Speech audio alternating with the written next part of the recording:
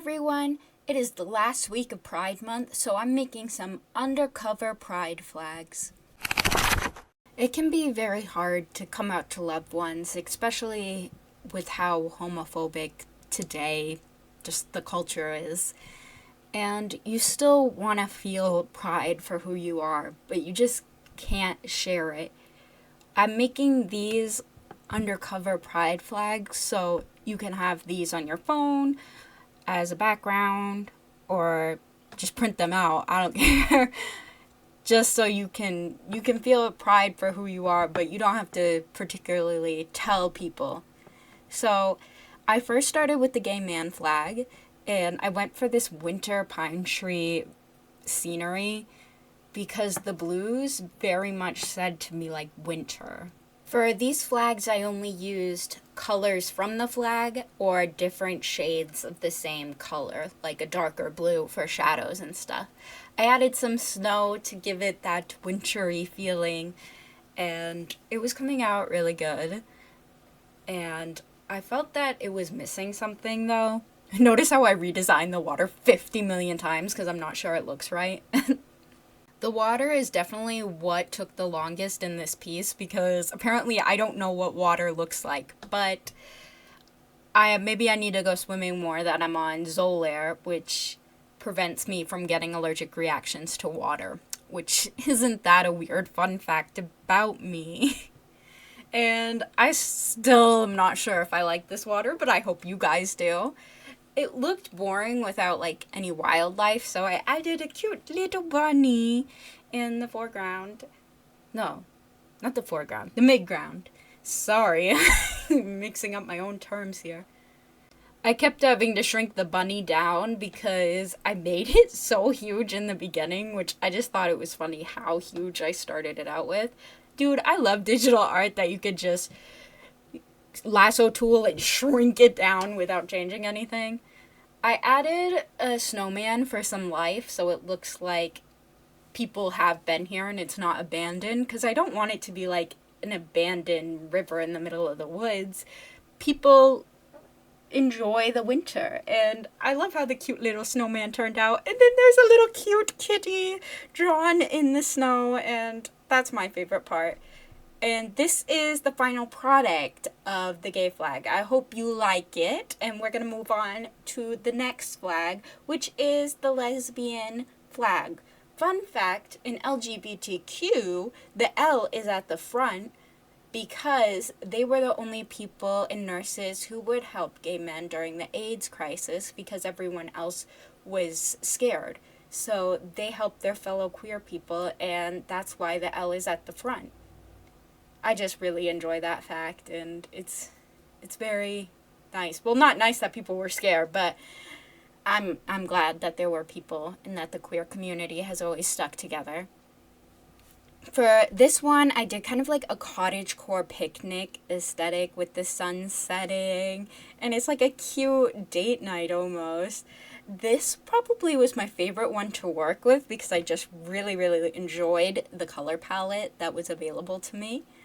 And it ended up being so cute. This one is personally my sister's favorite because she gets to look at all my art first because she's a lucky duckling. Well, actually, I just need opinions and I send them to her to critique me. Which is funny because she knows absolutely nothing about art. She's a scientist. So it's really funny to me that that's who I go to. But what took me the longest for this piece is the picnic basket. Girl, why did I freaking do this? I made it intertwined. So I'm like over here zoomed in on the picture as far as you can, drawing interwoven like I'm crocheting, but in a digital drawing. Like nobody's gonna notice that detail. My sister said it was worth it, but I don't know. And in the corner, there's a little heart tray of strawberries, which I just think is really cute. Again, it was just so fun to work with these colors. This is like my favorite color palette. Even though blue is my favorite color, this was like very light and bright and joyful to work with. As you can see, I definitely was not joking about spending hours on this one singular basket. it looks good. It was worth it, I guess. I don't know. I'm just annoyed at how much time I spent on it because I interwove each line like a braid, and it just took a really long time. And then I made a little cloth sticking out of it that was not nearly as long, and added some cute glasses and a book because they're reading glasses because we're reading on our picnic, and it turned out so cute. I just love it, and I can understand why it's my sister's favorite. And next, I go onto the Bye flag. This one was really fun to work on as well, and it's also my flag, if you will. Well, not if you will, it is. I am Bye. And I decided to go with a lighthouse inspired by The Great Wave. If you know that famous painting where the ships are crashing, it was by Hikoshi. I think I'm saying that right. Great Wave, and it's one of my favorite pieces, along with any Van Gogh piece. I know, I'm basic. I'm the most basic artist in the world. You pick the most basic pieces to be your favorite. Okay, well, I also like Kandinsky. How about that? I'm going off on art history all of a sudden. Why am I doing that? That's not even what this video is about. I'm sorry. This one was really fun to do as well. And I have a lot of experience seeing lighthouses because I do live in Maine, and so yeah. I should also have experience drawing water since I live in Maine, but for some reason that was difficult in every single piece.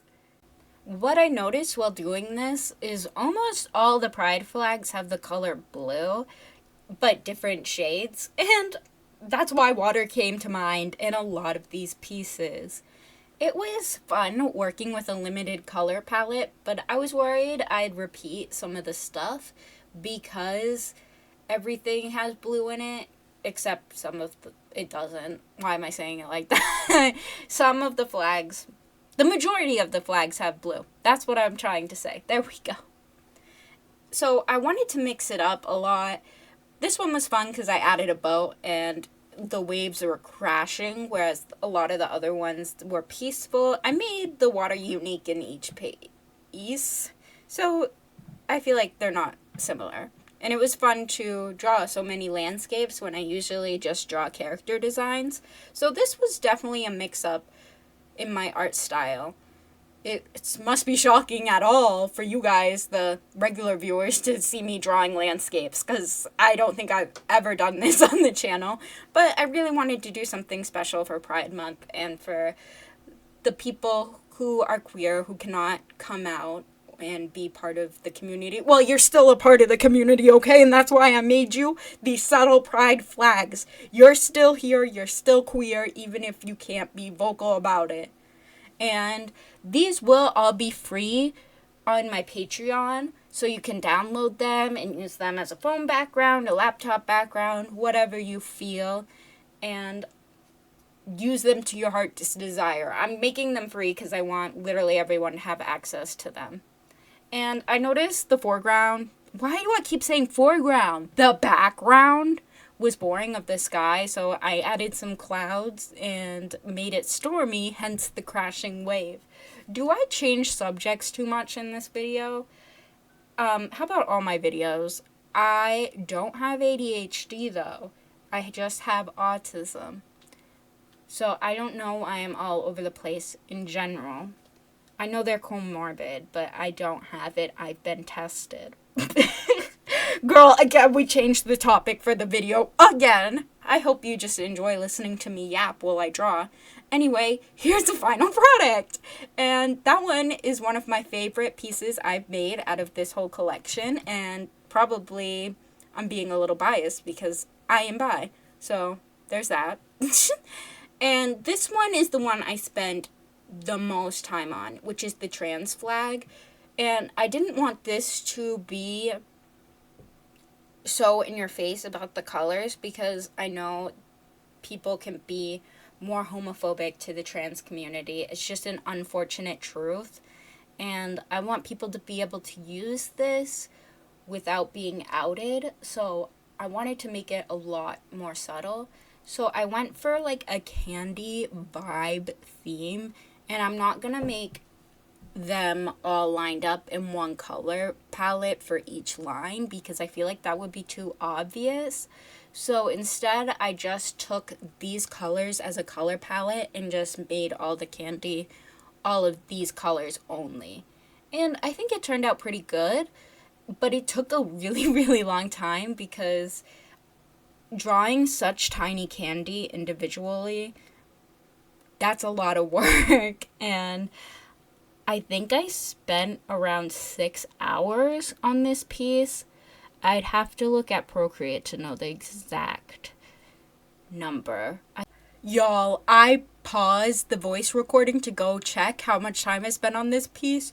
Dude, it was way more than 6 hours. It was double that. Freaking 12 hours. And I'm just giving away this art. But it's worth it for you all to have a community and feel pride in yourself. And so I'm proud of what I'm doing. So this is the sketch underneath. I sketched it all out with the simple shapes, and then I went in with color. I decided to not go for any line art because I wanted this to look sort of realistic. And line art is not something you use in realism because nothing in real life has a sharp line against it because that's more of a cartoon style. But I do use a cartoon style for my model, which you're seeing right now with the hard black lines, but none of the stuff in this has that. So I went for gummy sharks and then some gummy worms, which have sugar sprinkled over them. So those definitely look like the trans flag, but that's because they are. But I sprinkled some sugar on it to make it more subtle, and I did mix up the colors a bit. So instead of having white, some of them are just pink and blue, and some are white and pink, and then pink and white and blue and white. Man, I repeated colors, but I'm not re-recording it. I went for Jolly Ranchers next and only did white for like the handly parts. They didn't end up looking like Jolly Ranchers. They look more like those Tootsie Rolls in different chocolate flavors. Okay. Next, I did Skittles on the top. I definitely jumped around a lot just to keep my attention span because I do have a short attention span. I blame TikTok. I always want to pick up my phone and watch TikTok. But girl, I was determined to be focused on this piece no matter what. So I just skipped around to the most interesting candy I wanted to draw and save the ones I didn't want to draw for last. These pieces definitely took very long because I was so detailed with each individual candy piece as their own art piece. So like every single one of these candies could be brought outside of the art and be their own art, which is something you really shouldn't do because people aren't going to zoom in on your art and inspect every nook and cranny.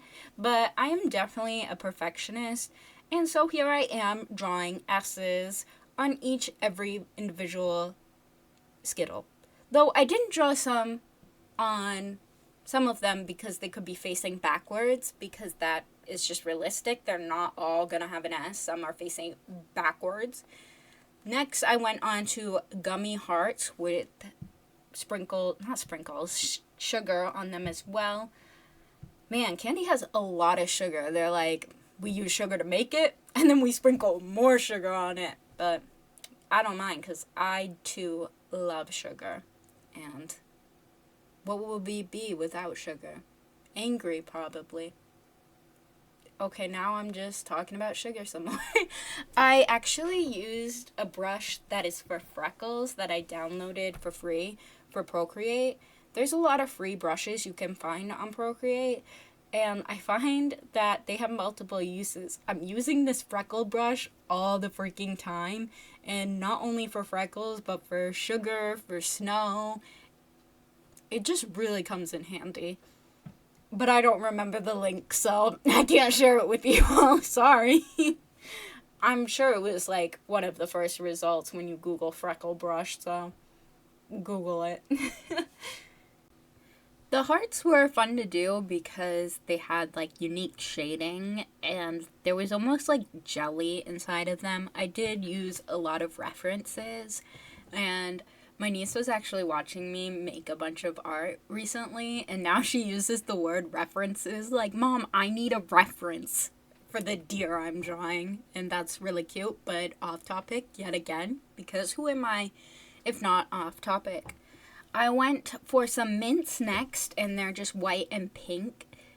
I did use gray for the shading, even though it's not a part of the original color palette. However, it's just a darker shade of white, and so it did technically still fit into the color palette because I'm still technically using white. It's just a darker shade, and I did that with the blues as well, especially for the shark gummies because they're like translucent-ish.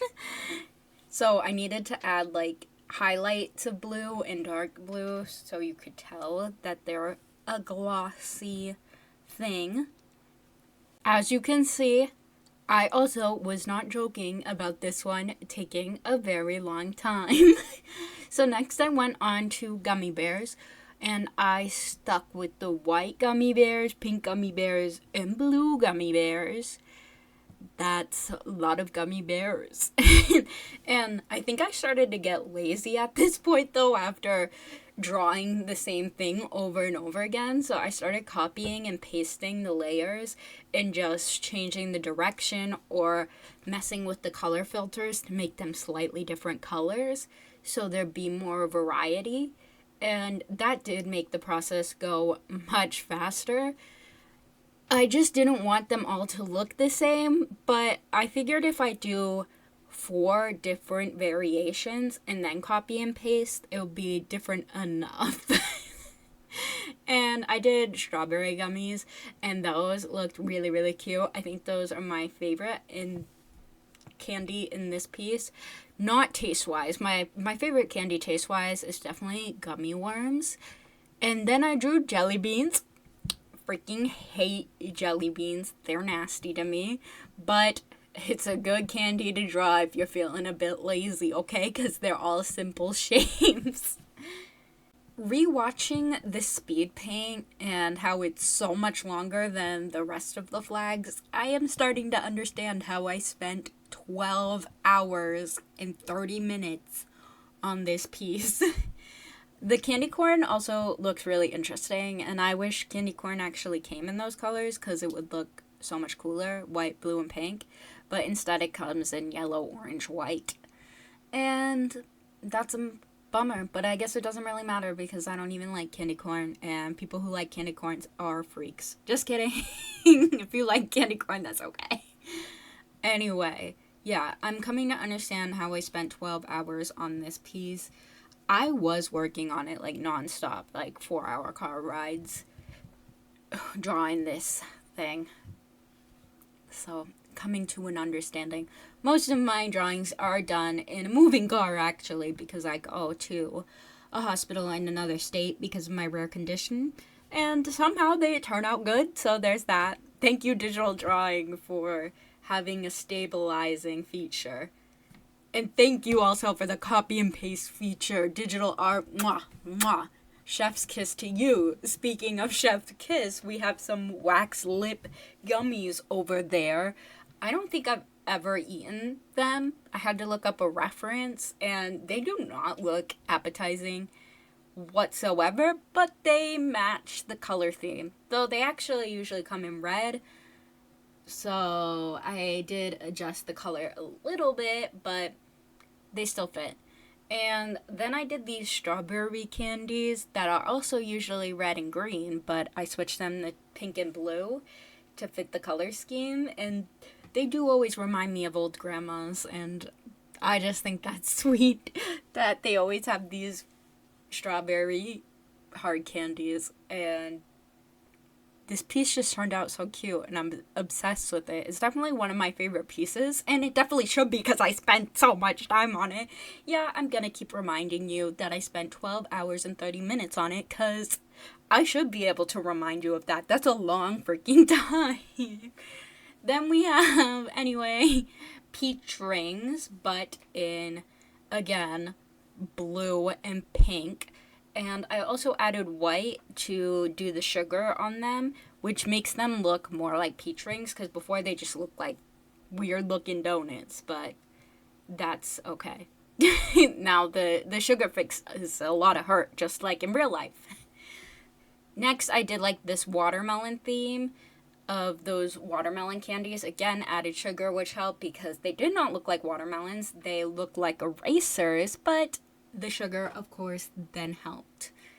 Then we did some kisses, top tier candy. However, I'm not really happy with how the kisses turned out because they don't really look like kisses. Then Starburst, and those are honestly the best flavors, pink and blue, so yeah, that's awesome. And again, the copy and paste feature is the boss. Then I did, like, those rainbow ropes that have sugar all over them, but I did them as the trans flag, and I hope it wasn't too obvious. It definitely looks obvious in the beginning that it's the trans flag, but with the sugar, I think it made it less so obvious, so it's still very subtle. And if you don't know the flag, you'd easily be like, it's just a candy background, so people won't question it. Then I did Swedish Fish, not in their signature red color, but again in pink and blue, but with white highlights to still have the white in the piece. Even though there's a lot of white in the piece, though I think the blue and pink are just so bright it overtakes the piece a lot, which is good because it helps it be subtle. Then I did those Coke bottles with the sugar on them, but instead they're with blue fluid. I don't know if that was a bad way of wording it. And lastly, we have Dum Dums, the iconic candy in the white wrapper, but only as the cotton candy and bubblegum flavors. And now we are on to the pansexual flag. This one I did really, really fast because there's only 3 colors in it. And with such a limited palette, it was really easy for me to come up with a beach theme because it was very bright and playful. And it reminded me of a summer stay at the beach building sandcastles, so I just went right for it. And I'm getting significantly better at drawing water, so this video actually did really help me improve my art because I don't do backgrounds like at all. Usually I just do character art. And so now I'm goated at backgrounds, maybe? No, I'm just learning. But I hope you do like it and think I am goated. And I added some seashells on the sandcastle because I thought that would be cool and just give it more life. And the pink clouds are also really cool. I know they're whimsical, but it was still fun. Next, we have the asexual flag. And a lot of people don't know what it means to be asexual, but it means having little to no sexual attraction. So I made it a cityscape because it's a very dark theme color palette, and it's reminded me of the night because of the black and the purple.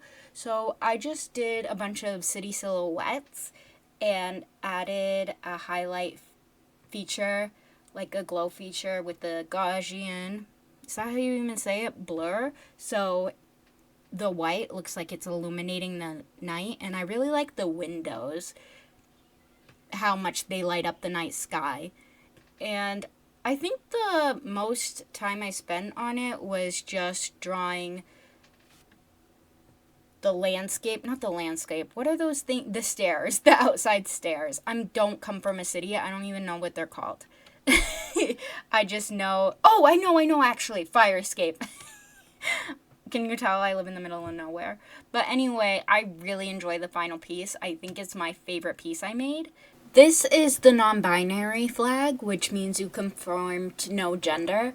I had the most difficult time making this one because the color palette was made of colors that don't really mix well, like yellow and purple and black. Well, black and purple do go well together, but on the color palette, yellow and purple, and this stuff wasn't going easy for me, okay? So I did like this log cabin house in this stormy night, and the sun is behind dark clouds and chimney smoke, and it turned out good in my opinion. It's just not one of my favorites, but I did try, and I like the pine trees, and it's just a really moody piece. Maybe I'll redo this one next Pride Month, but it did end up being very moody, so I hope you like it. I hope you feel the moodiness and like it that way. I don't know.